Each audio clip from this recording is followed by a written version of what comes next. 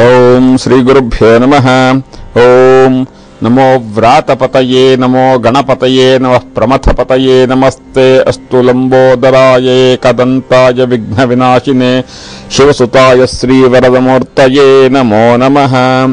ಓಂ ಭಾರತೀ ಕರುಣಾಪಾತ್ರಂ ಭಾರತೀ ಪದಭೂಷಣಂ ಭಾರತೀ ಪದಮಾರೂಢಂ ಭಾರತೀ ತೀರ್ಥಮಾಶ್ರಯೇ. ಹರಿ ಓಂ. ಸಮಸ್ತ ಪ್ರೇಕ್ಷಕ ಪ್ರಭುಗಳಿಗೆ ಸಂಸ್ಕಾರ ಕಾರ್ಯಕ್ರಮಕ್ಕೆ ಸುಸ್ವಾಗತ.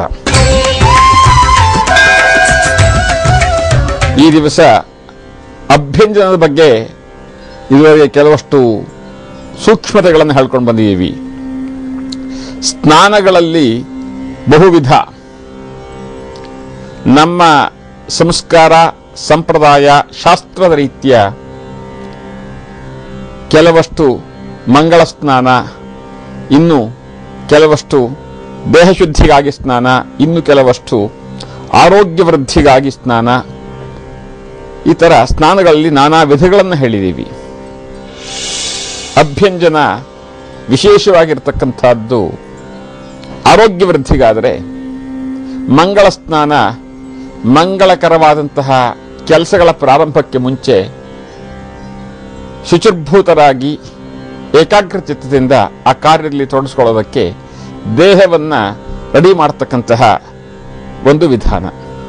ಆ ಮಂಗಳ ಸ್ನಾನ ದೇವರ ಮುಂದೆ ಕೂತಿದ್ದು ಹಿರಿಯರಿಂದ ಆಶೀರ್ವಾದ ರೂಪವಾಗಿ ತಲೆಗೆ ಶುದ್ಧವಾದಂತಹ ಎಣ್ಣೆ ಅಥವಾ ತುಪ್ಪವನ್ನು ಹಾಕಿಸ್ಕೊಂಡು ದೇವರ ಆಶೀರ್ವಾದ, ಹಿರಿಯರ ಆಶೀರ್ವಾದ ಸಹಿತವಾಗಿ ಹೋಗಿ ಮಂಗಳ ಸ್ನಾನವನ್ನು ಮಾಡಿಕೊಳ್ತಕ್ಕಂಥದ್ದು. ಇದಲ್ಲದೇನೆ ವಿಶೇಷವಾದಂತಹ ಹಬ್ಬ ಹರಿದಿನಗಳಲ್ಲೂ ಕೂಡ ಮಾಡತಕ್ಕಂತಹ ವಿಶೇಷ ಸ್ನಾನಕ್ಕೂ ಕೂಡ ಮಂಗಳ ಸ್ನಾನದಷ್ಟೇ ಮಹತ್ವ ಇದೆ. ಮಂಗಳ ಸ್ನಾನ ಅಂತಂದ್ರೆ ಯಾವ ಸಂದರ್ಭದಲ್ಲಿ ಅಂತಕ್ಕಂಥ ಪ್ರಶ್ನೆ ಬರ್ಬೋದು ಇಲ್ಲಿ. ವಧು ಅಥವಾ ವರ ಮದುವೆ ದಿವಸ ಬೆಳಗ್ಗೆ ಮಾಡತಕ್ಕಂತಹ ಸ್ನಾನ ಮಂಗಳ ಸ್ನಾನ. ತದನಂತರದಲ್ಲಿ ಅವರ ಪ್ರಥಮ ರಾತ್ರಿಯ ನಂತರ ಮಾಡತಕ್ಕಂತಹ ಸ್ನಾನಕ್ಕೂ ಕೂಡ ಮಂಗಳ ಸ್ನಾನದಷ್ಟೇ ಮಹತ್ವ. ನಂತರದಲ್ಲಿ ಗೃಹ ಪ್ರವೇಶ, ಉಪನಯನ, ನಾಮಕರಣ ಇತ್ಯಾದಿ ಸಂಸ್ಕಾರಕ್ಕೆ ಸಂಬಂಧಪಟ್ಟಂತಹ ದಿವಸಗಳಲ್ಲಿ ಮಾಡತಕ್ಕಂಥ ಸ್ನಾನವೂ ಕೂಡ ಮಂಗಳ ಸ್ನಾನದ ವ್ಯಾಪ್ತಿಗೆ ಬರ್ತಕ್ಕಂಥದ್ದು. ಇದೆಲ್ಲದಕ್ಕೂ ಕೂಡ ಹಿರಿಯರು ಆಶೀರ್ವಾದ ಪೂರ್ವಕವಾಗಿ ತಲೆಗೆ ಎಣ್ಣೆ ಹಚ್ಚಿ ಆಯುಸ್ಸು ವೃದ್ಧಿಯಾಗಲಿ, ಆರೋಗ್ಯ ವೃದ್ಧಿಯಾಗಲಿ ಅಂತ ಆಶೀರ್ವಾದ ಮಾಡಿ ಸ್ನಾನಕ್ಕೆ ಕಳಿಸ್ತಕ್ಕಂಥದ್ದಕ್ಕೆ ವಿಶೇಷವಾದಂತಹ ಮಹತ್ವ. ಇನ್ನು ಈ ಸ್ನಾನದ ಮನೆಯಲ್ಲಿ ಪಾಲನೆ ಮಾಡಬೇಕಾದಂಥ ನಿಯಮಗಳು ಬಹಳಷ್ಟು ಜನ, ಅದರಲ್ಲೂ ಪಟ್ಟಣಗಳಲ್ಲಿ ಎರಡು ಮಕ್ಕಳಿರ್ತಕ್ಕಂತಹ, ಎರಡು ಚಿಕ್ಕ ವಯಸ್ಸಿನ ಮಕ್ಕಳಿರ್ತಕ್ಕಂತಹ ಮನೆಗಳಲ್ಲಿ ಸಮಯದ ಅಭಾವವೋ ಅಥವಾ ಒಂದಿಷ್ಟು ಸೋಮಾರಿತನದ ಪ್ರತೀಕವೋ ಎರಡು ಮಕ್ಕಳನ್ನು ಏಕಕಾಲದಲ್ಲಿ ಬಚ್ಚಲ ಮನೆಯಲ್ಲಿ ಇಳಿಸ್ಕೊಂಡು ತಾಯಿ ಸ್ನಾನ ಮಾಡಿಸ್ತಾರೆ. ಒಂದು ಮಗುವಿಗೆ ತಲೆಗೆ ನೀರು ಹಾಕಿಬಿಟ್ಟು ಇನ್ನೊಂದು ಮಗುವಿಗೂ ಏಕಕಾಲಕ್ಕೆ ನೀರು ಹಾಕಿಬಿಟ್ಟು ಎರಡಕ್ಕೂ ಒಟ್ಟೊಟ್ಟಿಗೆ ಸ್ನಾನ ಮಾಡಿಸ್ತಕ್ಕಂಥದ್ದು. ಇದು ಬಹಳ ದೊಡ್ಡ ತಪ್ಪು. ಇದರಿಂದ ಮಕ್ಕಳ ಅಭಿವೃದ್ಧಿ ಮತ್ತು ಆಯಸ್ಸಿಗೆ ತೊಂದರೆ.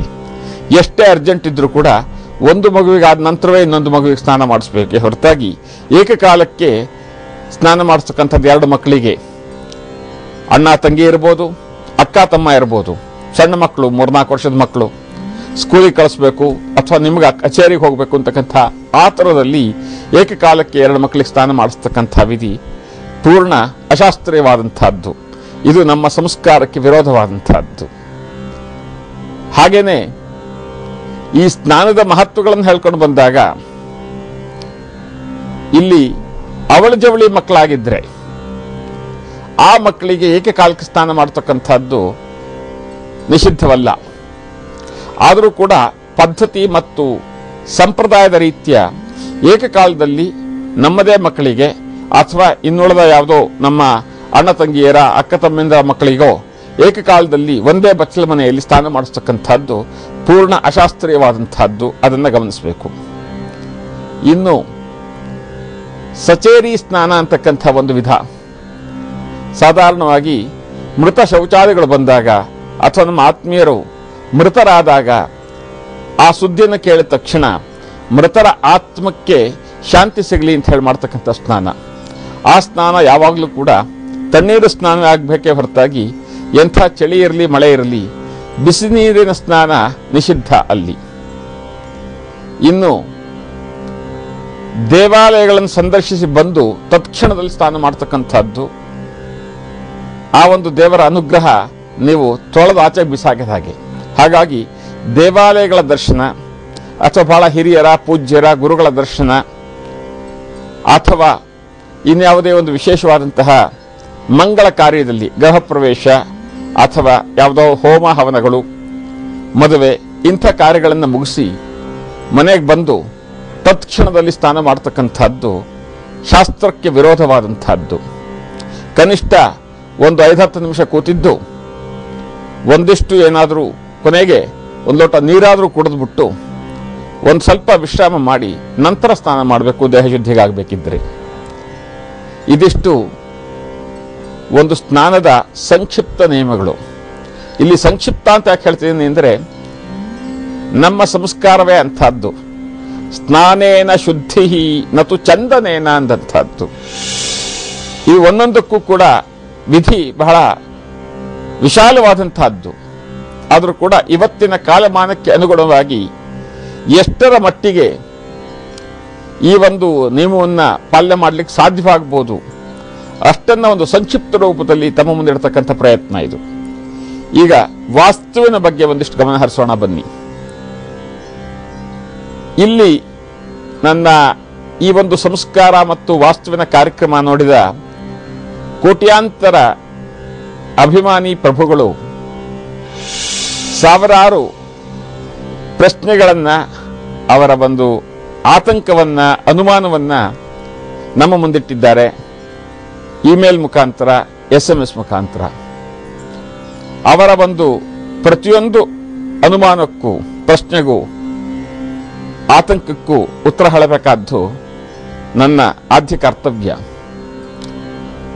ಬೆಂಗಳೂರಿನಂತಹ, ಮಂಗಳೂರಿನಂತಹ ಮಹಾನಗರಗಳಲ್ಲಿ ವಾಸಿಸ್ತಕ್ಕಂತಹ